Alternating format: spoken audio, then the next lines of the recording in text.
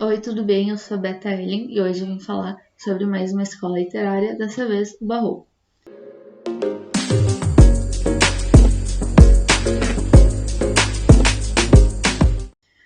Essa escola surgiu no século XVII lá na Europa e foi uma escola com muita ostentação, muito exagero, muitos detalhes, era algo assim muito luxuoso e obviamente foi uma escola assim não tão popular, pelo menos no início. Começou mais com os grupos que tinham sido beneficiados pela colonização, né, que estavam cheios da grana.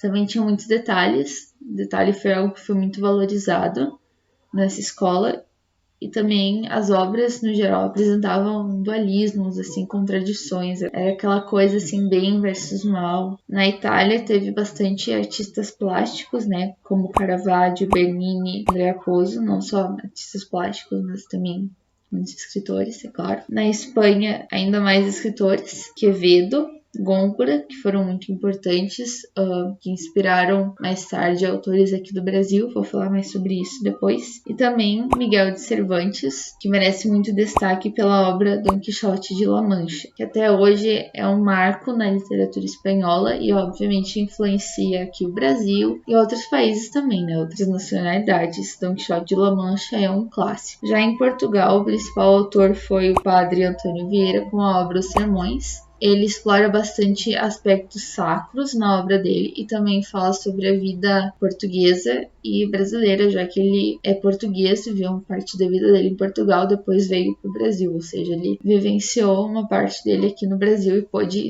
escrever, né, isso nas obras dele. No Brasil, essa escola também teve bastante destaque. Tudo que era barroco era produzido pelos padres jesuítas no início, mas depois foi se espalhando nos grandes centros açucareiros, chegou até a Bahia, que era um barroco mais suntuoso, assim, mais pesado, e depois foi para Minas Gerais, e com isso nos trouxe o Aleijadinho, né, que era um escultor fantástico. As obras do Aleijadinho são incríveis, a história de vida dele também é muito bacana. Dos escritores brasileiros, o que tem mais destaque é o Gregório de Matos, também conhecido como Boca do Inferno, que ele criticava assim bastante. Era uma pessoa que falava mesmo, disse esse nome. E o interessante aqui no Brasil é que o barroco se dividiu, o barroco na literatura no caso, ele se dividiu em duas correntes, digamos assim, duas formas de escrever, que é o cultismo ou o gongorismo, inspirado no Góngora, lá da Espanha, como eu tinha falado antes, que era voltado assim um jogo de palavras, era algo muito descritivo e que utilizava muito de preciosismo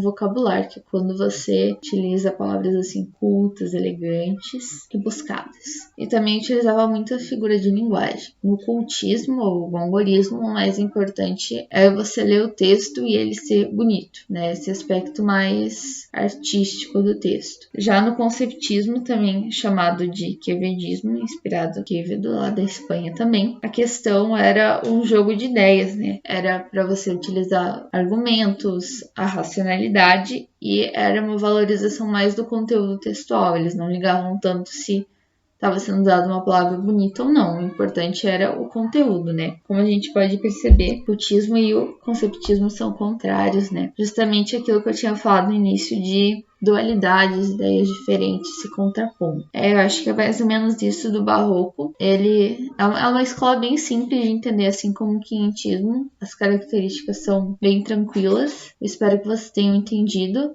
que vocês tenham gostado também. Assistam nossos outros vídeos, tem muito conteúdo legal aqui no Recanto. Deixem o like, comentem, compartilhem, deixem sugestões também. E até a próxima escola literária.